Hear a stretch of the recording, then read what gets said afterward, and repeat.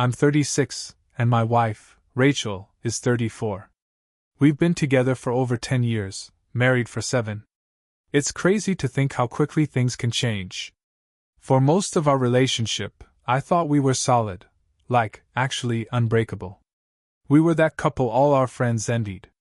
We had inside jokes, long conversations about nothing and everything, and we were great together.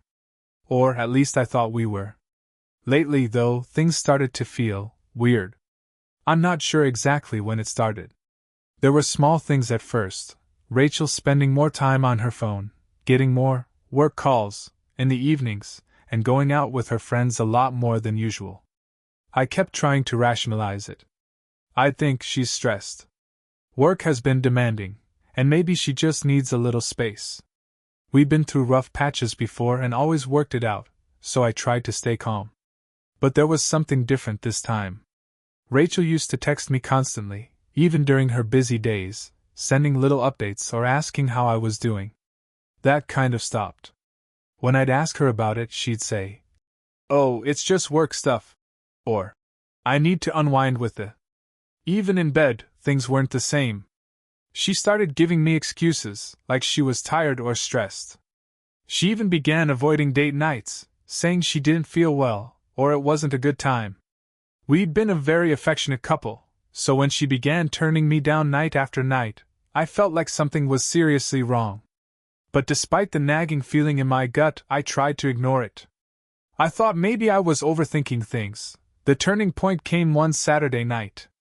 Rachel had told me she was going out with her friends for a girls' night. She'd been doing this pretty regularly for a while, and I'd stopped questioning it, mostly to avoid an argument. But something about this night felt different. She seemed more excited, almost giddy, which was odd since she'd been so tired around me lately. Around 11 p.m., I was trying to watch a movie alone at home, but I couldn't shake this gnawing feeling in my stomach. I kept glancing at my phone, half expecting her to send a quick text or check-in. But nothing. Finally, I decided to do something I hadn't done before. I looked at her social media. I thought maybe she'd posted a story with her friends, just to ease my mind. But there was nothing. No recent photos, no tags, no check-ins. So, on a whim, I decided to go through our phone records. I know that might sound paranoid, but I figured if everything was fine, I'd just be the one feeling stupid for doubting her. And honestly, I wanted to be wrong. That's when I noticed a number that kept popping up. It wasn't a contact saved in her phone, but she'd been texting and calling this number a lot. Late at night, during the day, more than she'd called me, to be honest. My heart was pounding, but I still hoped there was some innocent explanation. The next day, while she was in the shower, I took the biggest risk I'd ever taken in our marriage. I grabbed her phone and dialed the number. After a couple of rings, a guy picked up. "Hello? Rachel?" he asked, clearly expecting her. I hung up immediately, my mind spinning. My hands were shaking so badly I could barely put her phone down before she came back. In that moment, everything started to unravel. I barely slept that night. Every time I closed my eyes, I kept hearing that guy's voice asking, "Rachel?" It was like a punch to the gut every single time. I knew I had to confront her, but part of me was terrified. What if I was wrong? What if there was an innocent explanation, and I was just being the paranoid husband? The next morning, Rachel was acting like everything was normal. She was humming in the kitchen, making coffee, acting like she didn't have a care in the world. Meanwhile, I felt like I was falling apart on the inside. I couldn't wait any longer. I sat down across from her, and I just let it out. "Rachel, who's the guy you've been calling and texting so much?" I asked, trying to keep my voice steady. Her face went pale. I knew right then I wasn't imagining things. She stammered, "What are you talking about?" and gave me a forced, confused look, but her hands were shaking slightly as she set down her coffee mug. "I called him, Rachel. I heard him ask for you," I said, my voice breaking a little. "I know something's going on, so just tell me the truth." And that's when she snapped into defense mode. She rolled her eyes like I was being ridiculous. Oh my God, really? You think I'm cheating on you? You're so insecure, you know that? She sneered. He's just a friend from work. We talk sometimes, that's it. Her words didn't match the way she was acting, though. She couldn't even look me in the eye. And this whole work friend excuse didn't sit right with me. But she just kept pushing, trying to make it seem like I was the crazy one for even questioning her. Are you seriously going to ruin our marriage over your trust issues? She spat out, crossing her arms. But I wasn't buying it. I felt this anger boiling up inside me, something I'd never felt before. A friend you call every night? Who you hide from me? I fired back. Do you even hear yourself? She hesitated, caught off guard by how direct I was being, but then she doubled down. You're just paranoid, and it's honestly exhausting. You're pushing me away with this, she said, flipping it back on me. I was so frustrated I didn't even know how to respond. She wasn't just denying it, she was making me feel like the bad guy for even asking. I could feel my trust in her crumbling with every lie she threw at me. And the worst part? I could tell she didn't care if I believed her or not. After that confrontation, I felt like I'd been hit by a freight train. I could barely focus on anything. Rachel acted like nothing had happened, as if her dismissive remarks hadn't completely shattered my world. I spent the rest of the day vacillating between rage and deep sadness. How could she lie so effortlessly? I replayed the conversation over and over in my head, each time feeling more betrayed. That evening, I tried to push my feelings down and engage in something normal. We sat down for dinner, and she chatted about her day as if everything was fine, while I sat there like a statue, pretending to chew my food but really just feeling hollow inside. I wanted to scream, to throw my plate against the wall, but I kept it together. I couldn't let her see how much her lies were affecting me. Then, out of nowhere, she asked if I wanted to go to a party that weekend with her friends. I was shocked.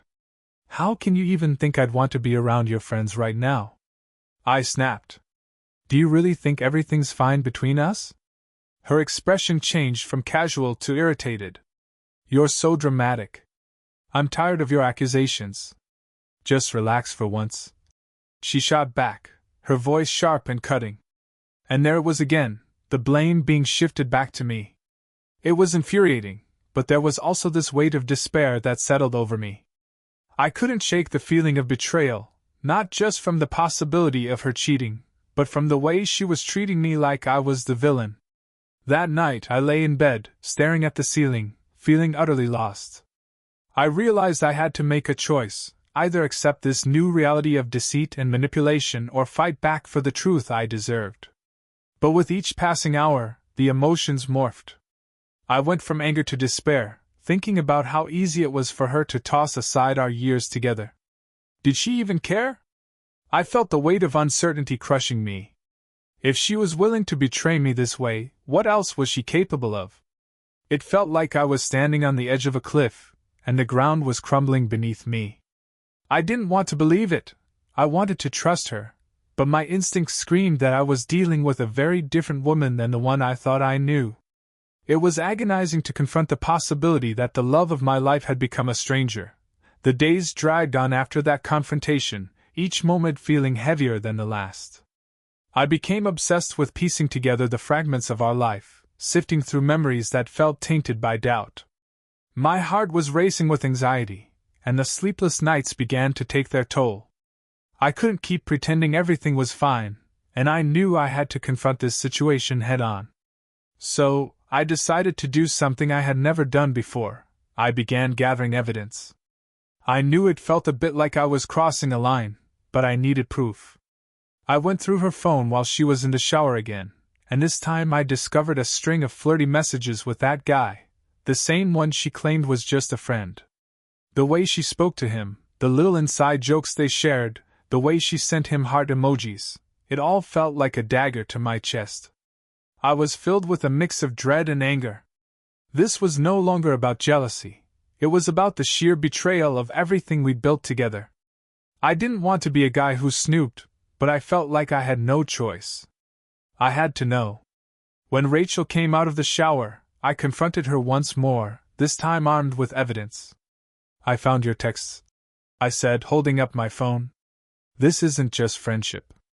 You're cheating on me, Rachel. How could you? Her reaction was immediate. She laughed, that same bitter laugh she'd used during our last fight. Are you seriously stalking me now? This is getting pathetic, she retorted, but I could see the fear in her eyes. She knew she was caught. You're just trying to twist things. I was joking around. No, you weren't. I shouted, feeling the heat rise in my chest. This is real, and you know it. You're lying to me, and you think I'll just accept it? She tried to turn the situation around again, saying I was overreacting, that it was just harmless flirting, and I was blowing it out of proportion. But I wasn't buying it. This wasn't just flirting, it was emotional cheating, and it hurt worse than I could have imagined. I realized then that I couldn't keep living like this. I didn't want to be with someone who would treat me this way, someone who couldn't own up to her actions. It was hard to think about leaving, but I knew I had to make a decision. I couldn't keep holding on to a marriage that was built on lies and deceit. So, with a heavy heart but a clearer mind, I told her, I need some space. I need to figure out what I want. This isn't working for me anymore. The words felt surreal coming out of my mouth, but deep down, I felt a flicker of relief. I made the choice to leave for a few days, staying with my brother. It was tough, but I needed time to think and breathe. I had to process everything and figure out what I truly wanted moving forward. I owed it to myself to reclaim my dignity and understand my worth, no matter how painful it was to let go of what we once had. After a few days away, I returned home to grab some of my things. The silence was deafening, and the emptiness of the house mirrored the hollowness I felt inside. I'd spent those days trying to untangle my emotions, wrestling with the anger, sadness, and confusion that had been swirling inside me since I discovered Rachel's betrayal. I realized that while I loved her deeply, love alone wasn't enough to sustain a relationship, especially when trust was shattered.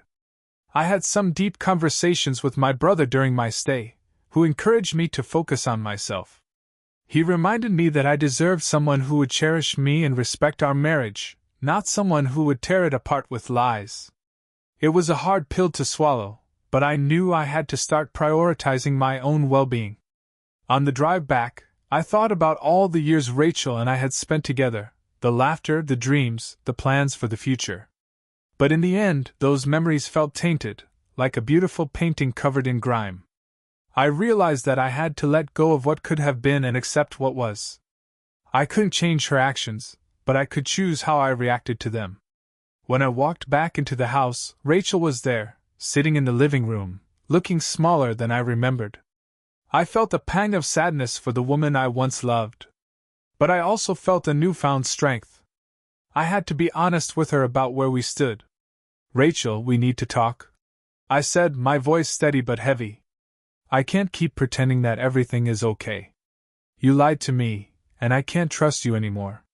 This isn't going to work.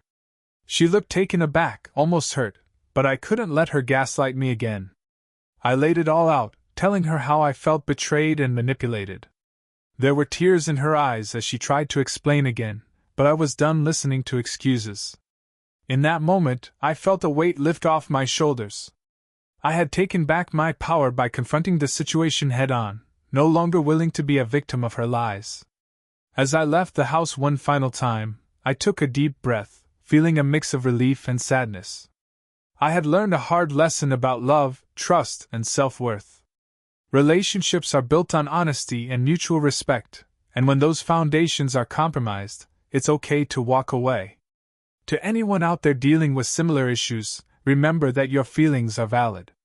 It's easy to get lost in the chaos of betrayal, but you have to prioritize your own mental and emotional well-being. Don't be afraid to confront the truth, no matter how painful it may be. You deserve honesty and love that lifts you up, not tears you down. Sometimes, the hardest choices lead to the best outcomes. The weeks that followed were a blur of emotions. I focused on picking up the pieces of my life, leaning on friends and family for support. Each day felt like a new battle, and I had to remind myself that healing wouldn't happen overnight. There were moments when I'd feel a wave of sadness crash over me, and I'd question my decision to leave. But then I'd remember the reasons behind my choice, the betrayal, the lies, and the realization that I deserved more. I started to rediscover parts of myself that I had neglected while in the relationship. I picked up old hobbies, painting, hiking, and even diving back into books I loved. I realized I had let my identity be intertwined with Rachel's for so long that I had almost forgotten who I was outside of our marriage. One evening, I found myself in a local coffee shop, sketching in my notebook and sipping on a latte, when I struck up a conversation with a woman at the next table. Her name was Mia, and we talked for hours about art, life, and our dreams. It felt refreshing to connect with someone new without the baggage of my past weighing down the conversation. For the first time in a long while, I felt a spark of joy, an indication that I was moving forward. As the days turned into weeks, I began to see the world differently. I started to embrace the idea of new beginnings instead of clinging to the past. I joined a local art class, signed up for hiking trips, and even started volunteering at a community center. I poured myself into these activities, surrounding myself with positive influences and focusing on personal growth. Eventually, I began to feel a sense of clarity. I still had moments of anger or sadness when I thought about Rachel and how things had ended, but I also felt empowered. I understood that relationships could teach us valuable lessons about what we want and what we deserve.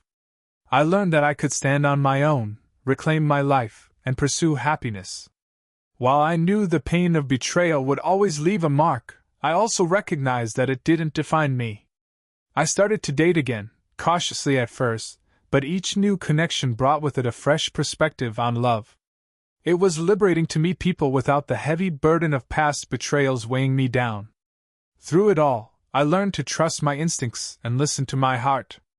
I could now see the red flags more clearly, and I wasn't afraid to voice my needs and boundaries in any relationship.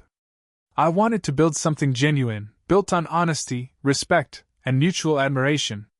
It was a tough journey, but it was also beautiful in its own way. I had come out on the other side stronger and more resilient, ready to embrace whatever life had in store for me next. I wasn't just healing from the wounds of betrayal. I was reclaiming my life and discovering the person I was always meant to be. As I sit here reflecting on everything that has happened, I can't help but feel a mix of emotions. It's been a few months since I made the decision to walk away from my marriage, and while the journey has been challenging, it has also been transformative. The experience taught me valuable lessons that I will carry with me for the rest of my life. First and foremost, I learned the importance of self-worth. I spent too long questioning myself and my value during the fallout of Rachel's betrayal. I allowed her manipulation and lies to cloud my judgment, and it took time for me to recognize that I deserved to be treated with love and respect. This newfound understanding has empowered me in ways I never thought possible. I also learned that trust is not just a word, it's the foundation of any relationship. Once that foundation is broken, it's incredibly difficult, if not impossible, to rebuild it. While I once believed in the idea of forgiveness and moving past mistakes, I now understand that some breaches of trust are simply unforgivable. Trust must be earned, and once it's lost, it changes everything. Another lesson was the power of communication. I realized that I had allowed things to fester in my marriage without voicing my concerns. I became complacent, thinking that love was enough to fix problems. But love without communication leads to misunderstandings and resentment. I've committed to being open and honest in my future relationships, even when it's uncomfortable. Finally, I learned about resilience. Life can throw some pretty heavy punches, but it's how we respond to those challenges that truly defines us. I took the pain of betrayal and turned it into an opportunity for growth. Instead of wallowing in despair, I chose to embrace new experiences and build a life that reflects who I am. Each day is a step forward, a chance to discover more about myself and what I truly want. I'm not saying the journey is over, it's ongoing. There are still days when I miss the good parts of my marriage, moments that felt genuine and warm. But I now understand that nostalgia can be deceiving. It's easy to romanticize the past, but I have to remind myself of the reality of my situation. I'm in a better place now, and I'm excited about the future. To anyone who might be reading this and finding themselves in a similar situation, I want to say this: trust your instincts. Don't be afraid to confront the uncomfortable truths in your relationship. You deserve honesty, love, and respect. If you're feeling unsure or betrayed, don't hesitate to seek help from friends, family, or professionals. You are not alone, and there is a brighter path ahead, even if it feels daunting right now. Embrace your journey, no matter how painful. You'll emerge stronger, wiser, and ready for a love that truly honors who you are. Life is too short to settle for anything less. Remember, the end of one chapter is just the beginning of another, and the best is yet to come.